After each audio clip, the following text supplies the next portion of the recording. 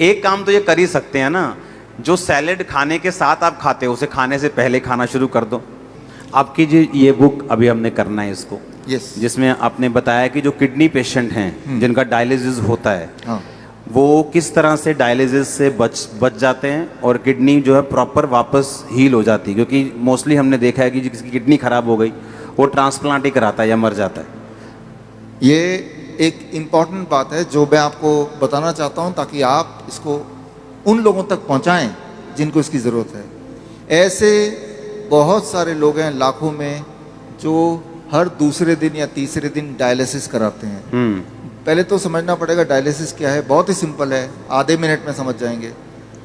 आप जो भी कुछ खाते हैं पीते हैं उसमें कुछ चीज़ें बॉडी उपयोग में लाता है, एनर्जी में कन्वर्ट करता है, कुछ चीज़ें बॉडी यूज़ नहीं कर पाता है, तो आप यूरिन, पेशाब के रास्ते उनको बाहर फेंक देते हैं। तो वो पेशाब कैसे बनता है, वो किडनी का काम होता है। उसके अंदर वो सारी चीज़ें हैं पेशाब में जो बॉडी को नहीं चाहिए, तो बॉडी ने उसको बाहर भेज दिया। क्रेटनाइन है, यूरिया है, यूरिक एसिड है, ऐसे बहुत सारी चीज़ें, छोटे मोटे प्रोटीन हैं अलग अलग तरह के जो बॉडी को नहीं चाहिए, तो बॉडी ने पेशाब किया। आप बोलेंगे अरे मुझे पेशाब आ रहा है, तो वो किडनी ने बाहर भेजने का तैयारी कर ली है और आप गए और आपने अपने आप को हल्का किया, ठीक हो गया। ये तो हुआ नॉर्मल। आपका बॉडी खुद ही आपका डायलिसिस कर रहा है। डायलिसिस ये है, हमारा बॉडी हमारे अंदर की जो चीज़ जो हमें नहीं चाहिए वो बाहर फेंकने का रास्ता बनाया, इसे कहते हैं डायलिसिस। यानी कि हमारे सबकी बॉडी करती है इसको। अगर वो करना बंद कर दे, किडनी अपना काम करना बंद कर दे, अब जब मैं पानी पी रहा हूँ और बॉडी को उनमें से कई सारी चीज़ नहीं चाहिए लेकिन बाहर का रास्ता बंद है, तो बॉडी क्या करेगा, गुब्बारे की तरह, बैलून की तरह उस पानी को, उस फ्लूइड को बॉडी में ही इकट्ठा होता रहेगा। ऐसे लोगों के पैर आप देखेंगे हाथी की तरह हो जाते हैं, सूज जाते पैर, हाथ सूज जाते हैं, पैर हाथ सूज जाते हैं, गले मुंह सूज जाता है। तो क्या है, उनका जो यूरिन आउटपुट है, पेशाब या तो कम हो गया है या ख़त्म हो गया है।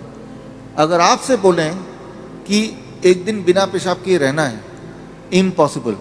कितना दर्दनाक हो सकता है। और ऐसे लोग फिर मशीन की मदद लेते हैं। वो मशीन वो खींचता है खून में से वो ऐसे पानी जो खराब है और निकाल के बाहर करता है। इसका मतलब हर दूसरे दिन उसको ऐसा करना पड़ता है और दूसरे दिन तक बॉडी में पानी जमा रहता है। और जबकि बॉडी में पानी जमा रहेगा तो उसका हार्ट के ऊपर भी बोझ है, लंग्स के ऊपर भी बोझ है। हर दिन वो कमज़ोर होता जा रहा है, हर दिन वो मरता जा रहा है, डायलिसिस कराने के बावजूद भी या डायलिसिस कराने की वजह से भी, क्योंकि डायलिसिस भी किडनी को और फर्दर खराब करती है। तो अब आपको समझ आ गया कि प्रॉब्लम क्या है, डायलिसिस किसे कहते हैं, किडनी खराब होना किसे कहते हैं। ऐसे लोगों को पहचानेंगे कैसे, आप जब देखेंगे। हम कैसे पहचानते हैं ऐसा पेशेंट को, कोई रिपोर्ट की ज़रूरत नहीं है मुझे, आपको भी ज़रूरत नहीं है। आप सिर्फ ऊपर से नीचे देखेंगे, अगर पैर हाथ में सूजन है थोड़ा बहुत भी, तो समझ लीजिए कि किडनी फेलियर की तरफ आप बढ़ चुके हैं। लेकिन घबराने की बात नहीं है। पहली बात, जब सूजन होती है बॉडी में, पानी जम जाता है तो सांसें भी नहीं ले पाता है, मुश्किल से लेता है, तो ये भी गड़बड़ है। वो चलता है थक जाता है, ये भी गड़बड़ है। तो ये तो हो गया। अब करना क्या है, सोल्यूशन क्या है, आपके बॉडी के अंदर से पानी को निकालना है। उसके लिए बड़ा आसान गॉड का दिया हुआ सोल्यूशन आपके पास ही है इसी वक्त। तीसरा kidney, third kidney. Third kidney किसे कहते हैं, आपका स्किन, सबसे बड़ा बॉडी का ऑर्गन। आपके स्किन में देखेंगे छोटे छोटे छेद हैं, है ना। तो ये जो छेद हैं, ये छेद से पसीना निकलता है। आप पसीने का एक बूंद लीजिए, पेशाब का एक बूंद लीजिए, दोनों को लैब में ले जाइए। अब पूछिए कि इसमें क्या है। पेशाब के एक बूंद में क्रेटनाइन, यूरिया, यूरिक एसिड, वो सारा कुछ मिलेगा जो पसीने के एक बूंद में मिलेगा। अच्छा, हाँ, यानी कि पसीना और पेशाब सेम है, अलग अलग नहीं है, बिल्कुल सेम है। केमिकल कॉम्पोजिशन दोनों का सेम है। उसमें भी सोडियम है, उसमें भी सोडियम है, उसमें भी पोटेशियम, उसमें भी पोटेशियम है। आपका पसीना एक तरह से बॉडी का पेशाब का ही एक और फॉर्म है। आपका जो स्किन है, ये भी भगवान का बनाया हुआ इमरजेंसी किडनी है, इमरजेंसी किडनी। तो उस इंसान का जिसके दोनों किडनी खराब हो गए हैं, अब क्या करेंगे, ये जो स्टेपनी है, मैं इसको स्टेपनी बोलता हूँ, आपकी गाड़ी का एक टायर पंचर हो गया, आप स्टेपनी यूज करते हैं ना, तो हम बोलते हैं कि ये स्किन को यूज कर लो, स्किन से बाहर निकाल दो। अब सवाल आता है स्किन से कैसे निकालें?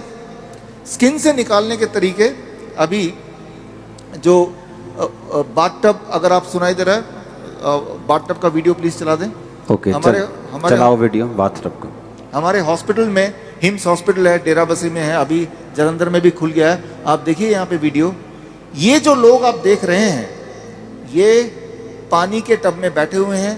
पानी का टेम्परेचर याद रखिएगा 40 डिग्री सेल्सियस पे है, पानी गले तक है।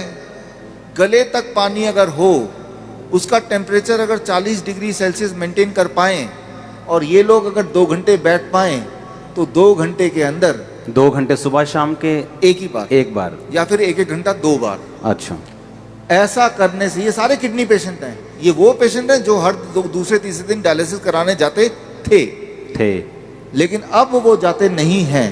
क्यों? क्योंकि वो अब ऐसा करते हैं, इससे उनकी तीसरी किडनी से वो सारा जो मल है, जो पेशाब के रास्ते नहीं निकल पा रहा था, वो निकल जाता है। पहली बात।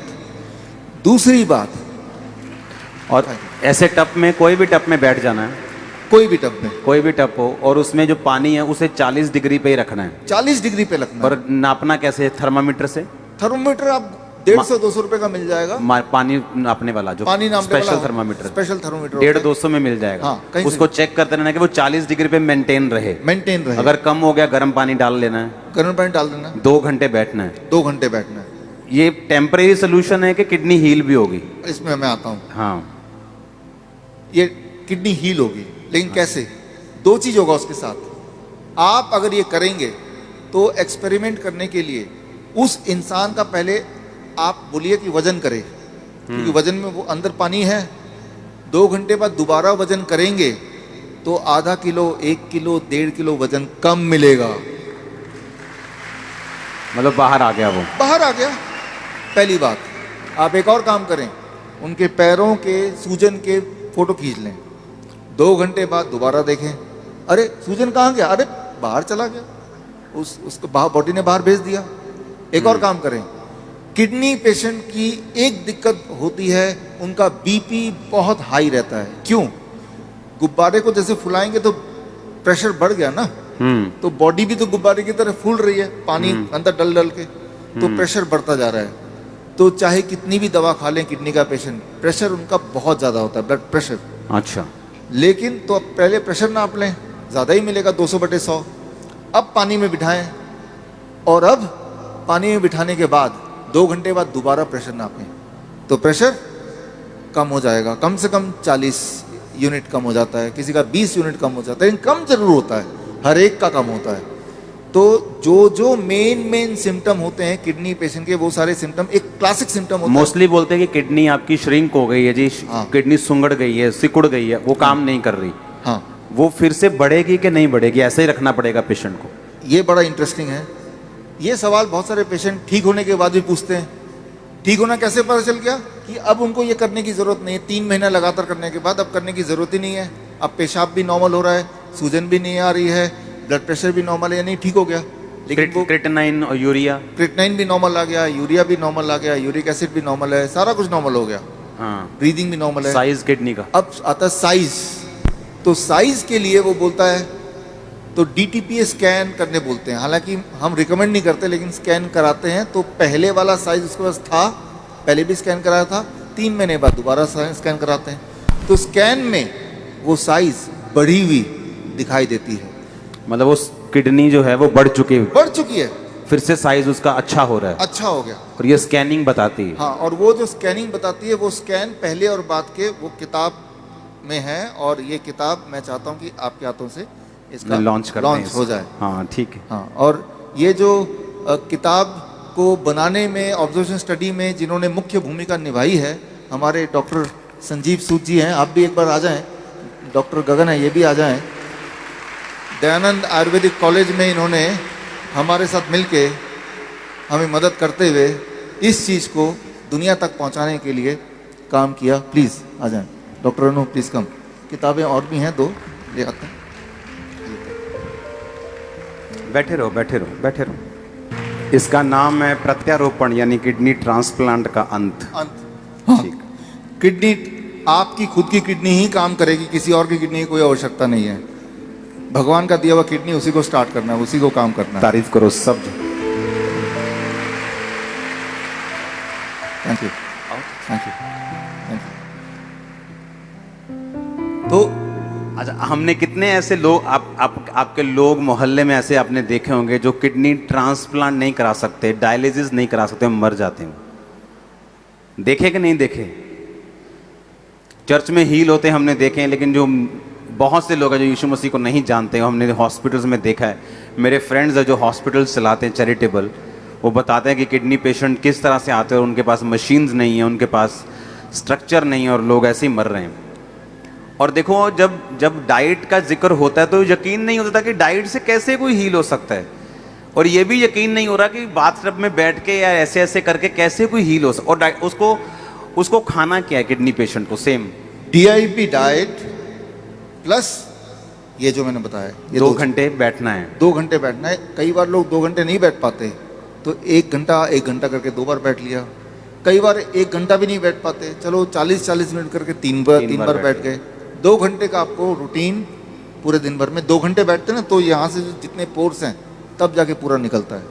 ये एक रूटीन बनता है। और 3 महीने बाद फिर उसकी किडनी अपने आप काम भी करना शुरू करती है। अपने आप काम करना शुरू करती है, तो फिर ये बंद कर देना है। डाइट चलेगा जिंदगी भर, डाइट चलेगी। हाँ, इसको बंद कर देना है। ये बंद हो जाएगा, ये बंद हो जाएगा और पेशेंट नॉर्मल रहेगा। पेशेंट अब वो पेशेंट ही नहीं है, अब वो पेशेंट नहीं, अब पेशेंट नहीं है, वो आप और हम जैसे हैं। नॉर्मल हो गया वो, हमारे हाँ, जैसे। हाँ।